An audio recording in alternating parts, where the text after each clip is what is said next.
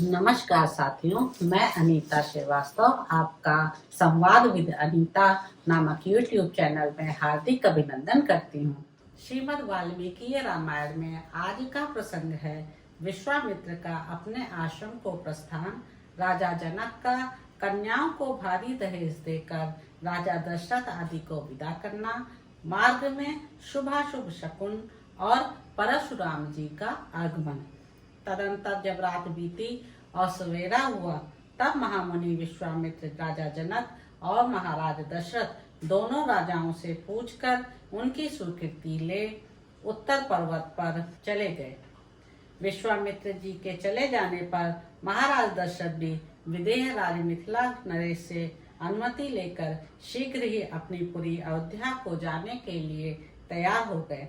उस समय विदेह राज जनक ने अपनी कन्याओं के निमित्त दहेज में बहुत अधिक धन दिया।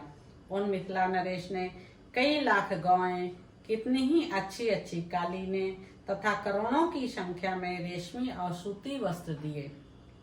भांति भांति के गहनों से सजे हुए बहुत से दिव्य हाथी, घोड़े, रथ और पैदल सैनिक भेंट किए।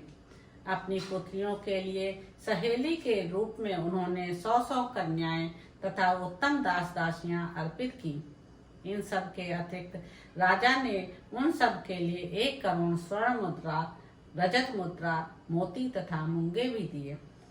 इस प्रकार मिथिलापति राजा जनक ने बड़े हर्ष के साथ उत्तमोत्तम कन्याधन दिया।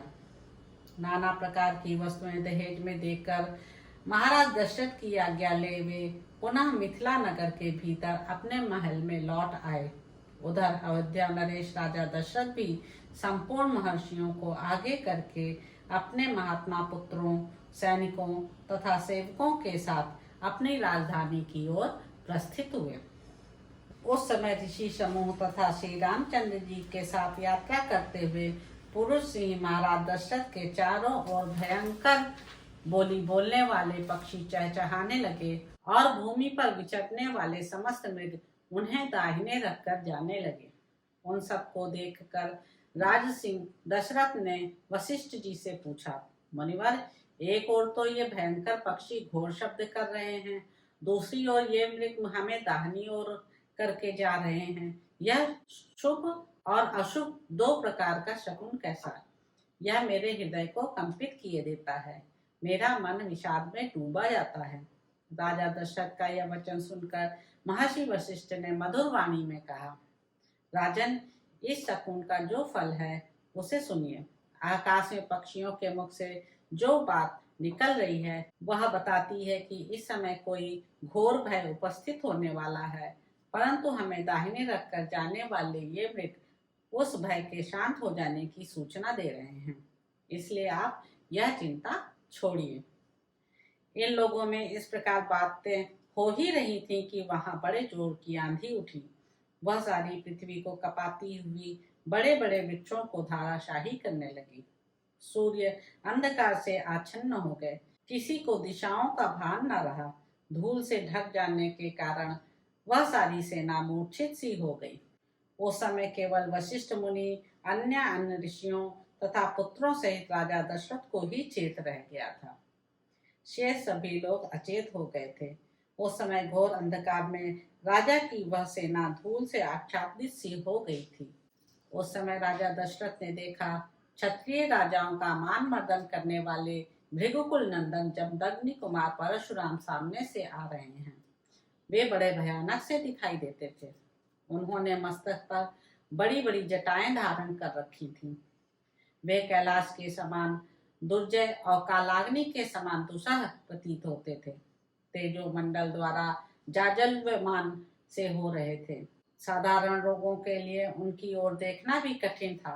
वे कंधे पर फरसा रखे और हाथ में विद्युत गणों के समान दीप्तिमान धनुष एवं भयंकर बाण लिए त्रिपुर विनाशक भगवान शिव के समान जान पड़ते थे। प्रज्वलित अग्नि के समान भयानक से प्रतीत होने वाले परशुराम को उपस्थित देख जप और होम में तत्पर रहने वाले वशिष्ठ आदि सभी ब्रह्मर्षि एकत्र हो परस्पर इस प्रकार बातें करने लगे, क्या अपने पिता के वध से अमर्ष के वशीभूत हो ये क्षत्रियों का संहार नहीं कर डालेंगे? पूर्व काल में क्षत्रियों का वध करके इन्होंने अपना क्रोध उतार लिया है। अब इनकी बदला लेने की चिंता दूर हो चुकी है, अतः फिर क्षत्रियों का संहार करना इनके लिए अभीष्ट नहीं है, यह निश्चय पूर्वक कहा जा सकता है। ऐसा कहकर ऋषियों ने भयंकर दिखाई देने वाले भृगुनंदन परशुराम को अर्घ्य लेकर दिया और राम राम कहकर उनसे मधुर वाणी में बातचीत की।